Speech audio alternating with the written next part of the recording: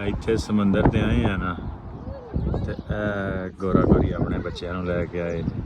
ਇਹ ਬੱਚੇ ਸਾਡੇ ਤੋਂ ਚੰਗੀ ਇੰਗਲਿਸ਼ ਬੋਲਣ ਦੇ ਨੇ। ਇਹਦਾ ਮਤਲਬ ਇਹ ਤਰੱਕੀ ਜਗ੍ਹਾ ਲੰਘੇ ਨੇ ਸਾਡੇ ਤੋਂ। ਅਸੀਂ ਇਹਨਾਂ ਜਿੰਨੀ ਤਰੱਕੀ ਕਦੀ ਕਰ ਹੀ ਨਹੀਂ ਪਾਣੀ। ਅਸੀਂ 36 ਸਾਲ ਦੀ ਉਮਰ 'ਚ ਇਹਨਾਂ ਜੀ ਅੰਗਰੇਜ਼ੀ ਨਹੀਂ ਬੋਲ ਸਕਦੇ। ਦੱਸੋ ਯਾਰ, ਇਹ ਛੋਟੇ ਛੋਟੇ ਬੱਚੇ ਸਾਡੇ ਤੋਂ ਫਿਰ ਅੱਗੇ ਨੇ। ਕੀ ਤੁਹਾਨੂੰ ਇਹਨਾਂ ਨੇ ਕੀ ਦਲੀਲ ਦਿੱਤੀ ਹੈ ਕਿ ਭਾਈ ਇੰਗਲਿਸ਼ ਜ਼ਰੂਰੀ? ਇਹ ਬਾਲ ਜਿਹੜੇ ਨੇ ਇਹ ਸਾਇੰਟਿਸਟ ਨੇ, ਇਹਨਾਂ ਨੂੰ ਇੰਗਲਿਸ਼ ਹੁੰਦੀ ਹੈ ਕਿ ਇਹ ਸਾਇੰਸਦਾਨ ਨੇ। ਉਹ ਭਾਈ ਜ਼ਬਾਨ ਨਹੀਂ ਕੋਈ ਸਾਇੰਸ ਹੁੰਦੀ, ਜ਼ਬਾਨ ਦੇ ਵਿੱਚ ਸਾਇੰਸ ਪੜ੍ਹਨੀ ਹੁੰਦੀ ਹੈ। ਤੁਸੀਂ ਅਸੀਂ ਸਾਰੀ ਉਮਰ ਲਾ ਕੇ ਵੀ ਇਹਨਾਂ ਬੱਚਿਆਂ ਜਿੰਨੀ ਰਵਾਨੀ ਅੰਗਰੇਜ਼ੀ ਨਹੀਂ ਬੋਲ ਪਾਣੀ, ਬੋਲ ਹੀ ਨਹੀਂ ਪਾਣੀ।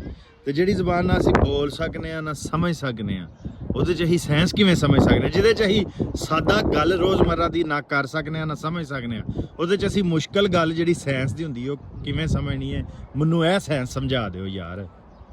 ਜਦੋਂ ਤੁਸੀਂ ਮੈਨੂੰ ਇਹ ਸਾਇੰਸ ਸਮਝਾ ਦਿਓਗੇ ਨਾ, ਮੈਂ ਮੰਨ ਜਾਵਾਂਗਾ ਕਿ ਭਾਈ ਇੰਗਲਿਸ਼ ਤਰੱਕੀ ਵਾਸਤੇ ਜ਼ਰੂਰੀ ਹੈ।